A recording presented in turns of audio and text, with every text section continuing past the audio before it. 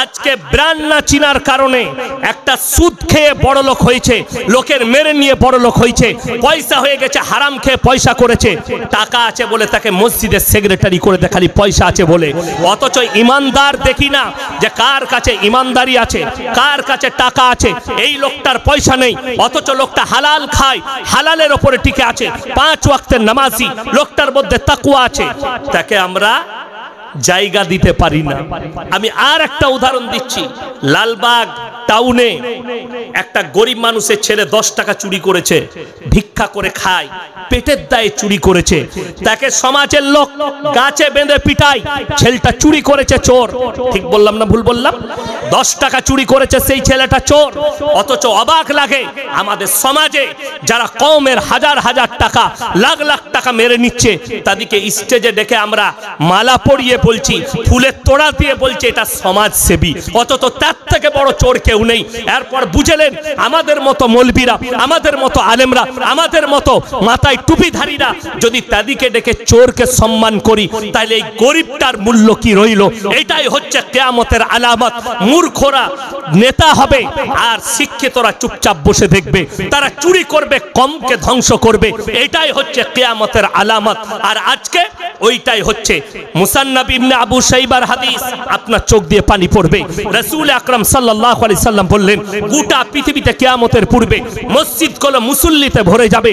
আল্লাহর নবী সাহাবীরা বলেন, ইয়া রাসূলুল্লাহ, এত মুসল্লি হবে? নবীজি বলেন, শোনো, সেই মুসল্লি কটা? সুদখোর মুসল্লি হবে, হারামখোর মুসল্লি হবে, তাদের মধ্যে ঈমান থাকবে না। তারা বড় বড় শপিং মল আর বড় বড় বিল্ডিং বালাখানা তৈরি করবে, বড় বড় মার্কেট করবে, কিন্তু সব হারামখোর থাকবে, সুদখোর থাকবে।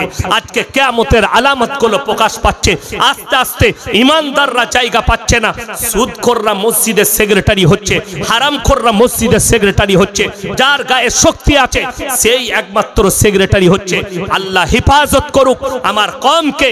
সময় আছে, হারাম থেকে বাঁচুন, হালালের পথে আসবো সবাই। জোরে বলুন ইনশাআল্লাহ। হক বলাটাও একটা নেকির কাজ। কথাটা বুঝতে পারেননি? হক যদি কেউ বলতে পারে, আচ্ছা হকের জিত আছে না নাই? না হকের জিত হয় না? হকের জিত আছে, জিত নাই। তার একটা দলিল শুনেলেন মারাত্মক। গত 2 দিন আগে সিরিয়ার বাশার আল আসাদ, তার বাপ আর সে 52 বছর সিরিয়ার মানুষের উপরে নির্যাতন করেছে। হাজার হাজার শিশু মারা গেছে। একটা শিশু গত বছরে ওই সিরিয়ার বলেছিল, আমি আল্লাহকে বলে দেব মৃত্যুর আগে। আল্লাহ তার কথাকে শুনেছে। বাশার আল আসাদকে হাসিনার মতো দেশ ছেড়ে পালাতে হয়েছে পরিবার নিয়ে। এইটার নাম আল্লাহ। তারা হকের ওপরে টিকে ছিল বলে আল্লাহ তাদেরকে সেই জায়গা দিয়েছে। আজকে হাসিনাকে দেশ ছাড়তে হয়েছে, তার কারণ একটাই, বাংলাদেশের আলেম উলামাদের উপরে নির্যাতন এবং নিরীহ মানুষের উপরে নির্যাতন। শুনে রেখে দেন, যারা নেতা হবেন, যারা বিচারক আছেন, তারা শুনেলেন। কিয়ামতের দিনে যারা মনে করছেন আমি গ্রামের বিচার করতে পাচ্ছি, বিচারক করেছে আমাকে গ্রামের মানুষ, মানে আমার বিরাট ব্যাপার, তুমি কিয়ামতের দিনে তোমার জন্য পেরুনো দুষ্কর হয়ে যাবে তুমি যদি একটা অন্যায় বিচার করে থাকো। এটা মাথায় রাখবে। ওই জন্যে নেতা হওয়ার আগে, বিচারক হওয়ার আগে 10 বার ভাববেন যে আমি মানুষকে সমান চোখে দেখে বিচার করতে পারবো কিনা। আমার কাছে যেন দুই না হয়। আজকে আমাদের কওমের অবস্থা এমন, কেউ যদি কেউ কি গাঢ় দুধের 1 কাপ চা খাই দেয়, বিচার পাল্টি যাবে। 500 টাকা লোট খুঁজে দিলে বিচার পাল্টিয়ে যায়। তুমি চিন্তা করো, তোমার কাছে টাকার জন্য যদি বিচার পাল্টায়, আল্লাহর কসম পৃথিবীর কোন মৌলবি মুল্লা পীর ফকিরের দোয়া তোমাকে কিয়ামতের দিনে পার করাতে পারবে না। আল্লাহ ডার করিয়ে তোমার কাছে কঠিন হিসেব নিবে। এই হকটা যদি মুসলমান বুঝে, তাহলে সে ইমানদার হবে এবং হক বিচার করবে। আমাকে অনেক সময় ডাকে এলাকায়, কি ব্যাপার, ছাড় তাল্লাক হবে। আমি সব সময় বলি, যদি ডিভোর্সের বিচার হয় আমাকে ডাকবি না, যদি জুড়ার বিচার হয় আমাকে ডাকবি। আমি জুড়াতে আছি, তোড়াতে নাই। যদি বলো মিল করতে হবে। একটা আমি গেলাম, কি ব্যাপার, ছেলে মেয়ে 2 পক্ষ বলছে আমরা ভাত খাওয়াবো না। আমি বললাম, আমি যদি বিচারে বসি, এদের পরিবার বাইরে থাকবে, সর্বপ্রথম ছেলে আর মেয়ে আমার কাছে থাকবে। তারা রাজি হলো। মেয়ে আর ছেলেকে আমি কামরায় আমার অফিসে ঢুকালাম, ঢুকিয়ে বললাম, তোমরা কি সত্যিকারই তোমরা একে অপরকে চাও না? 1 বছর বিবাহ হলো, এক রুমে রইলে তোমরা কি চাও না? সঙ্গে সঙ্গে মেয়েটাও কাঁদতে লাগলো, ছেলেটাও কাঁদতে লাগলো, একে অপরের গলা ধরে কাঁদছে। মেয়েটা বলছে আমার মা বাপ বলছে ছাড় নিতে হবে, ছেলেটা বলছে আমার পরিবার বলছে ছাড় নিতে হবে। তাদের দুটো পরিবারকে ডাকলাম আর আমি বললাম যে তোমরা আমার কাছে বসেছো, এইখান থেকে উঠে বেরিয়ে যেতে পারবে না। দুটো পরিবারকে এখানে বেঁধে পিটানো করাবো আমি। দুটোই দুজনাই ভাত খেতে চাইছে। তোমার যদি মন চায় তোমার এই বৌমাকে সাথে না রাখার, এদিকে আলাদা করে দাও, কিন্তু এই সংসারকে ভাঙো না। তোমরা দুটো পরিবার নিজের স্বার্থের জন্য এই দুটো দাম্পত্য জীবনকে তোমরা ধ্বংস করছো। জানো, একটা দাম্পত্য জীবনকে ধ্বংস করা একটা মসজিদ ভেঙে দেওয়ার সমান পাপ। অথচ তোমাদের জ্ঞান নেই, মা বাপ চুপ। আমরা এরা তো একে অপরকে চাই, তোমরা চাও না। আমি বললাম বড় দুঃখ লাগে। আর একটা বিচারে গেছি, মেয়ে শর্ত রাখছে কি, যে ছেলের বাড়ি নাই, মাটির বাড়ি, ছেলে যতদিন না দালান বাড়ি করবে ততদিন তার বাড়িতে যাব না। আমি তাকে উত্তর দিলাম একদম আলহামদুলিল্লাহ, তুমি বাড়ি করো। মেয়ের বাপকে বললাম কাগজে আর একটা কথা লেখো, তোমার মেয়ে দালান বাড়ি না হলে আসবে না, এরপরে তুমি যতদিন না দালান বাড়ি করবে তোমার মেয়ে তোমার বাড়িতে যাবে না। এটাও লেখো শর্তটা। মেয়ের বাপ জব্দ। আমি গরিব মানুষ কোথা থেকে করবো? আমরা হারাম কর, ই গরিব মানুষ কোথা থেকে করবে আল্লাহ না দিলে? চুপ। ফাইসালা শেষ। আল্লাহ যেদিনে হবে, যে বাড়িতে দিবে। দাম্পত্য জীবন একটা মমিনা মেয়ে, তার জন্য একটাই হচ্ছে শর্ত, স্বামী সে যেখানে রাখুক, খালি স্বামীর সুখ, স্বামী যদি তাকে ভালোবাসা দেয়, গলা ধরে তার গালে চুমু খায়, তার সঙ্গে তাকে যদি খাবার দাবারটা দেয়, সবজি হোক আর যাই হোক, স্বামীর মহাব্বত থাকলে জঙ্গলে থাকলেও তোমাকে থাকতে হবে। এটাই হচ্ছে একটা মমিনা মেয়ের লক্ষণ। আর যারা পয়সার দিকে লক্ষ্য দেয়, এই মেয়েটা হারগিজ মমিনা। বড় কষ্ট লাগে। ওই জন্যে নেতা হতে গেলে, বিচারক হতে গেলে ভেবে চিন্তে হবেন। ন্যায় বিচার করতে পারলে, ন্যায় কথা বলতে পারলে তবে বিচারক হবেন, বিচারে বসবেন, না হলে যাবেন না। আমি ন্যায় কথা বলতে না পারলে আল্লাহর কাছে হিসেব হয়ে যাব। এরপর আপনাদেরকে হক বুঝাবো যে হকের জিত আছে কিনা। একটা আরবি কিতাবের গল্প, এটা কোনো হাদিস কুরআন নয়। কেউ ভাববেন না যে ইয়াসিন সাহেব হাদিস বলে দিলে যে অপপ্রচার করবেন না। এটা আরবি কিতাবের একটা গল্প। কি বললাম? গল্প, ঘটনা। এটার মধ্যে কিন্তু জ্ঞান আছে। অনেক গল্পের মধ্যে জ্ঞান থাকে না, থাকে না? কি গল্প? একজন বাদশা, ইমানদার বাদশা, ন্যায়পরায়ণ বাদশা, তিনার বয়স হয়েছে 80 বছর। তিনি চিন্তা করছেন, আমি মরে যাওয়ার পরে আমার রাজ্যে যদি কোনো বেঈমান নেমো খারাম বাদশা বসে যায়, তাহলে আমার রাজত্বের মানুষরা কষ্ট পাবে। এটা তার মনে চিন্তা। আমি মরে যাওয়ার পরে যেন আমার এই গদিতে একটা যদি বেঈমান বাদশা বসে যায়, আমার রাজত্বের লোক কষ্ট পাবে। আমি যেমন ইমানদার হকের উপরে আছি, এইখানে একজন হক্কানি বাদশাকে বসাতে হবে। তিনি চিন্তা নিলেন, আমি বেঁচে থাকতে থাকতে আমার রাজত্ব তাকে দিয়ে যাব। এরপর বাদশা এলান করলেন, হে আমার রাজ্যের 25 থেকে 30 বছরের যত যুবক আছো, সবাই অমুক তারিখে আমার বাড়িতে হাজিরি দাও। সমস্ত রাজ্যের যুবকরা জড়ো হয়েছে। বাদশার 3টে বেটা। কটা বললাম? 3টে। 3জন মনে মনে ভাবছে, বড় ভাবছে আমি হচ্ছি বড় বেটা, আমারই হকটা আগে আছে, আমি বাদশাহী পাবো। মেজো ভাবছে আমাকে বেশি ভালোবাসে, আমাকে দিবে, আমার জিত বেশি। ছোট ভাবছে আমি তো বাপের ছোট বেটা, আমাকে কোলে পিঠে করে মানুষ করেছে সবাই, আমাকেই রাজত্ব দিবে। কিন্তু বাদশা বললে, হে আমার 3জন সন্তান, তোমরাও এদের লাইনে দাঁড়িয়ে যাও। বাদশার বেটার অবাক, বাপ দাঁড় করিয়েছে। এরপরে বাদশা এলান করলে, হে আমার রাজ্যের যুবকেরা শোনো, আমি তোমাদের মধ্যে থেকে একজন ইমানদার বাদশা নিযুক্ত করব, কিন্তু 1 বছর পরীক্ষা নেব। তোমাদিকে একটা করে ফলের বীজ দেওয়া হবে। 1 বছর পরে যার গাছটা সব থেকে সুন্দর হবে তাকে আমি রাজত্ব দান করব। এরপর বাদশা বললে নিজের প্রজাকে, আমার কামরায় এক বস্তা বীজ রাখা আছে, নিয়ে এসে ঢেলে দাও।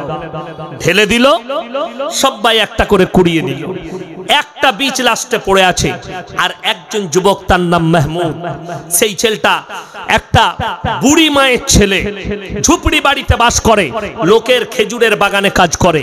লাস্টের বীজটা সে কুড়িয়েছে। মাহমুদ ইমানদার ছেলে, হকের ওপরে চলে, ইমানদার। সে নিয়ে গেল ওই বীজটা কুড়িয়ে, মাকে বললে, মা বাদশা বলেছে যার গাছটা সুন্দর হবে 1 বছর পরে তাকে এই বাদশাহী দান করবেন, রাজত্ব দেবেন, এই গাছটা আমি লাগাবো। সে একটা পাত্রের মধ্যে গাছটা রোপণ করলো, মাটি দিয়ে, যেভাবে টবে গাছ লাগায়, পানি দিতে থাকে। 3 মাস কেটে গেল। সমস্ত রাজ্যের যুবকের টবেতে গাছ বেরিয়েছে, কিন্তু মাহমুদের টবেতে কোনো গাছ বের হয়নি। এরপরে আমার ভাইয়েরা 6টা মাস কাটলো, 9 মাস কেটে গেল, এমনকি 12টা মাস কেটে গেছে। সকলের সুন্দর সুন্দর গাছ হয়েছে, কিন্তু মাহমুদের টবেতে কোনো গাছ নেই। এরপরে বাদশা এলাম দিলেন, অমুক তারিখে, হে আমার রাজ্যের যুবকেরা শোনো, তোমরা অমুক তারিখে নিজের নিজের গাছগুলো নিয়ে আমার রাজ দরবারে হাজিরি দাও। সবাই ফজরের নামাজ পড়ে গোসল করে নিজের নিজের গাছ নিয়ে রাজ দরবারে যাচ্ছে। মাহমুদ ফজরের নামাজ পড়ে বাড়িতে এসে মন মারা হয়ে বসে আছে। মা জিজ্ঞেস করছে, বাবা তোমার মন এত কেন খারাপ? সঙ্গে সঙ্গে মাহমুদ বললে, মা আমার টবেতে গাছ নেই, বাদশা আজকে সকলকে ডেকেছে, আমি কি করব, আমাকে কষ্ট লাগছে।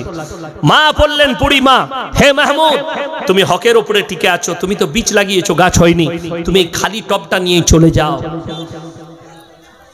সেই খালি টব নিয়ে যখন বাদশা দরবারে একবারই পেছনে গিয়ে দাঁড়িয়েছে, মাহমুদ বাদশা সিংহাসনে এলেন স্টেজে, সবাই গাছ নিয়ে বসে আছে। বাদশা এলো, আসার পরে সমস্ত গাছগুলো পরিদর্শন করছেন। ছেলেরা যখন সব মুখ ফিরিয়ে মাহমুদের দিকে তাকিয়েছে, তার টবে গাছ নেই, সবাই হাসছে আর বলছে ছেলেটা পাগল। বলবে না? বলবে না? সবারই গাছ আছে আর তার টবে গাছ নেই, ফাঁকা। বলছে এই ছেলেটা পাগল। এরপরে বাদশা সমস্ত গাছগুলো পরিদর্শন করলেন, বললেন, হে আমার রাজ্যের যুবকেরা, তোমাদের মধ্যে দেখতে পাচ্ছি একদম পেছনে একজন দাঁড়িয়ে আছো যার টবেতে কোনো গাছ নেই। তোমার নাম কি? বললে, হুজুর আমার নাম মাহমুদ। তুমি তোমার ওই খালি টবটা নিয়ে আমার সিংহাসনের কাছে এসো। ভয়ে ভয়ে এলো, মনে মনে করছে বাদশা আমাকে মারবে নাকি। কাছে এনে রাখলেন টবটা। এরপর বাদশা বললে, নিজের সিংহাসন থেকে উঠে দাঁড়িয়ে গেল বাদশা, মাহমুদ তুমি আমার সিংহাসনে বসো। মাহমুদ মনে মনে ভাবছে, আল্লাহ, বাদশাও আমার সাথে মজাক করছে, এরা তো হাসছেই হাসছে, বাদশাও আমার সাথে মজাক করছে, এইটা ভাবছে। সিংহাসনে বসার পরে এরপরে বাদশা এলান করলেন, হে আমার রাজ্যের যুবকেরা শোনো, আজকে আমি তোমাদের সামনে একজন ইমানদার বাদশা নিযুক্ত করছি, যার নাম হচ্ছে একমাত্র মাহমুদ। সমস্ত যুবকরা বলে উঠল, বাদশা আপনি বলেছিলেন যার টবের গাছটা সব থেকে সুন্দর হবে তাকে আপনি রাজত্ব দিবেন। বাদশা বললেন, বলেছিলাম, কিন্তু আমি তোমাদিকে যে বীজটা দিয়েছিলাম ওইটা গরম পানিতে সিদ্ধ করে দিয়েছিলাম, তোমরা সবাই বেঈমানি করেছো, একমাত্র হকের ওপরে মাহমুদ টিকে আছে, আমার ওই বীজটা রোপণ করেছে, তাই আর টবেতে কোনো গাছ হয়নি, একমাত্র হক পথে মাহমুদ আছে, তাই আমার এই রাজত্বর দাবিদার একমাত্র মাহমুদ। জোরে বলুন সুবহানাল্লাহ। হকের উপরে টিকার কারণে আল্লাহ রাজত্ব। এটা তো গল্প শুনালাম, এরপরে কোরআনটা শুনেলেন, রাসূলের হাদিস। আমার নবী বিশ্ব নবীকে আল্লাহ তাআলা এলান করলেন। কি এলান করলেন? হে আমার নবী, তুমি মক্কা নগরীতে বলো, ওয়ামা ইউকরিদুল্লাহ কারদান হাসানা, আল্লাহর রাস্তায় কে কি দান করবে বলো, কারদে হাসানা দিবে বলো। মক্কার বেঈমান কাফেররা তখন বলা বলি করছে, শুনেছো শুনেছো মুসলমানদের আল্লাহ ফকির হয়েছে। জোরে বলুন নাউজুবিল্লাহ। এই ভাষা বেঈমান কাফেররা বলছে। রিওয়ায়েতে আছে হযরত আবু বকর সিদ্দিক রাদিয়াল্লাহু তাআলা আনহু মক্কার এক গলি দিয়ে পেরিয়ে যাচ্ছেন, রাস্তা দিয়ে দুজন বেঈমান বসে আছে। আর তারা বলা বলি করছে মাজাক করে, শুনেছিস মুসলমানদের আল্লাহ ফকির হয়ে গেছে। হযরত আবু বকর বরদাস্ত করতে পারেননি, বেঈমানকে এক চর মেরেছে, বেঈমান বেহুশ হয়ে পড়ে গেছে। হযরত আবু বকর রাদিয়াল্লাহু তাআলা আনহু চলে গেলেন। এই যখন বেঈমানের হুঁশ ফিরেছে, দুই বন্ধু মিলে নবীজির কাছে হাজির। হে আল্লাহর নবী, আপনার আবু বকর আমাকে বিনা কারণে চর মেরেছে। আল্লাহর নবী বললেন, আমার আবু বকর চর মারতে পারে না। উক্তকালে আবু বকর হাজির। আল্লাহর নবী বললেন, হে আমার আবু বকর, তুমি কি বেঈমানকে চর মেরেছো? ইয়া রাসূলুল্লাহ, আল্লাহর শানে এমন কথা বলেছে তাই আমি বরদাস্ত করতে পারিনি। আল্লাহর শানে এমন বলেছে, আমার বরদাস্ত হয়নি, আমি এক চর মেরেছি। এরপরে সেই বেঈমান মুশরিকরা বললে যে আমি আমার মাবুদের কসম করে বলছি আমি এরকম বলি নাই, আপনার আবু বকর মিথ্যা বলছে। আমার সাক্ষী আছে নবীজি রাহমাতুল্লিল আলামিন, পৃথিবীর শ্রেষ্ঠ ব্যক্তি, নিজের কলিজার টুকরার বিচার করতে বসেছে। আল্লাহর নবী হচ্ছেন বিচারক, আমাদের মতো বিচারক নয়। টাকা দেখে বিচার পাল্টাবে, মুখ দেখে বিচার পাল্টাবে। আল্লাহর নবী বিচার করলেন, আর তারা দুই না মজা নিচ্ছে, দেখি নবীজি কি বিচার করেন। আল্লাহর নবী বললেন, আবু বকর, তুমি যদি সাক্ষী না আনতে পারো, আমি বেঈমানকে বলবো মেরে প্রতিশোধ নিয়ে নাও। তার একজন সাক্ষী আছে, তোমার সাক্ষী নাই, তোমাকে সাক্ষী আনতে হবে। আপনারা বলুন, হযরতে আবু বকর হকের উপরে আছে না না হকের উপরে? হকের উপরে। দেখুন, হকের উপরে থাকার কারণে আমার আল্লাহ রাব্বুল আলামিন সঙ্গে সঙ্গে জিবরিল আমিনকে পাঠালেন আয়াত নিয়ে, ইন্নাল্লাহা ফাকিরু ওয়া নাহনু আগনিয়া সানাকতুবু মা ক্বালু। হে আমার বিশ্বনবী, আবু বকরের সাক্ষী আমি আল্লাহ দিচ্ছি, বেঈমান মুশরিক বলেছে আল্লাহ ফকির। জোরে বলুন সুবহানাল্লাহ। খালি হকের উপরে টিকার কারণে আল্লাহ তাআলা নিজে সাক্ষী দিয়েছেন। আজকে মুসলমান মনে করে আমি সত্য কথা বললে আমার ব্যবসা চলবে না, আমি দাড়ি না মারলে আমার লাভ হবে না, আমি যদি চুরি না করি আমার লাভ হবে না। এটা ধোঁকা ছাড়া শয়তানের আর কিছুই নয়। আপনি মাল ছাড়া ওজন করে বিক্রি করেন, 1 গ্রাম বেশি দিবেন, 1 গ্রাম কম দিবেন না। শুনেলেন? যদি চিকচিকি দেন, আমি তখন পড়াশোনা করি পুরুলিয়া ডিস্ট্রিক্টে। আমার আব্বাজি বর্ধমান ছেড়ে একবার রেগে পুরুলিয়া চলে গিয়েছিলেন আমাদেরকে নিয়ে। 3 বছর ছিলাম গুড়গুড়িয়ায়, পুরুলিয়া টাউনে ছিলাম, কসাই মহল্লা মসজিদে আব্বা ইমাম ছিলেন।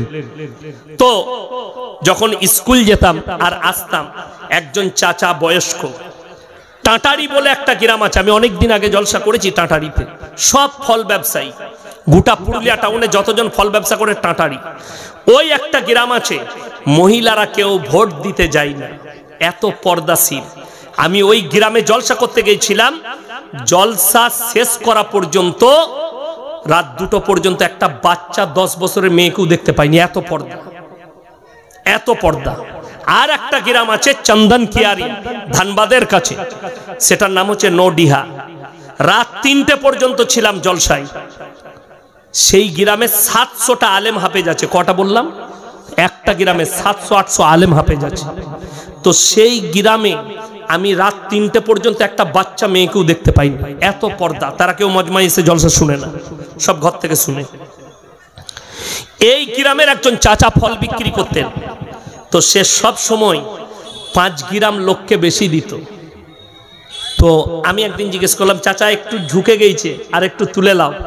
চাচা বললেন, না, এই যে ক্যারিটা দিয়েছে এটার একটা ওজন আছে, আমি আল্লাহর কাছে হিসেব দিতে পারবো না, 1 গ্রাম তোমার কাছে বেশি যাক, আমার 1 টাকা লাভ কম হবে, কিন্তু জান্নাতটা আমার কাছে হবে। জোরে বলুন সুবহানাল্লাহ। আর একদিন রাতের বেলায় আপনাদের বহরমপুর বাস স্ট্যান্ডে আপেল কিনলাম, বললাম দাদা কত কিলো? বলছে এই 180 টাকা। আমি বললাম দাদা কম হবে না, নিয়ে যান, 160 করে দিবেন। আপনি 3.5 কিলো দেন, 4 কিলো দিলে ঘরে গিয়ে আমি বললে যে হবে না। আমি মাদ্রাসার কম্পিউটার কাঁটাই চাপালাম আপেলটা, ঠিক 3 কিলো 300, 800 মাল নাই, 700 মাল। তারপরের দিন দেখা 2 দিন পরে আমাকে বলছে হুজুর ভালো আছেন? আমি বললাম হ্যাঁ, আমি বুঝতে পেরেছি তুমি কেমন দিয়েছে। কথাটা বুঝতে পারেনি। সে মনে করছে আমি লাভবান। আমি তাকে বললাম ভাই তোমার নাম কি? সে নাম একটা মুসলিমদের বলল। তাকে বললাম ইমানদারির সঙ্গে শুনে নাও, তুমি যে মানুষকে মালটা কম দাও, তুমি আমাকে 700 গ্রাম কম দিয়েছিলে, কিয়ামতের দিনে কিন্তু আমি ফেরত পাবো। তুমি যতজনের সঙ্গে করছো, তুমি জিন্দেগিতে যা নেকি কামাবে সব তোমার কেটে নিয়ে তাদেরকে দেওয়া হবে। আল্লাহ মিজান দাঁড় করাবেন, আল্লাহ তাতগাউ ফিল মিজান ওয়া আকিমুল ওয়াজনা বিল কিসতি ওয়া লা তুকসিরুল মিজান। আল্লাহ দাঁড় করিয়ে দিবেন দাড়ি পাল্লা। যারা ওজনে কমা বাড়া করেন, যারা মাল বদল করেন, আমার কষ্ট লাগে। প্রত্যেকটা মুসলমান ভাইকে কয়েকটা প্রশ্ন ছিল, আমি আর উত্তর দিতে পারলাম না। আমার বাবাজি চলে এসছেন, হায়াত বাকি তো মুলাকাত বাকি। আপনারা যেভাবে বসেছেন, আমার আওয়াজ শুনলেন, ভালো লেগেছে না লাগেনি? দোয়া করবেন না করবেন না? আচ্ছা বলুন, বেশিক্ষণ সময় হবে না, আমার বাবাজি বয়ান করবেন, কেউ উঠবেন না, বলুন ইনশাআল্লাহ। তাইলে এই আমার যে রফতার, ওই রফতারটাই আমার বাবাজি ধরবেন। ইনি আমার বাবাজি কেন বলছি জানেন? ইনি হচ্ছেন আমার আব্বাজির সাথী, বয়সে ছোট কিন্তু একসাথে পড়েছেন। আমার আব্বাজি বিয়ের পরে পড়তে গিয়েছিলেন, তো আমার আব্বার ভাই একদম আপনের মতো। আমি জন্ম থেকে দেখছি, আমাদের মাদ্রাসার জলসায় আমার যখন জ্ঞান হয়েছে তখন থেকে দেখছি, আর ছোট থেকে নাম শুনে এসছি, জলসা শুনেছি। ইনারা গেলে ইনাদের কোলে শুতাম, আমি মাদ্রাসায় কোলে বসতাম জলসার স্টেজে।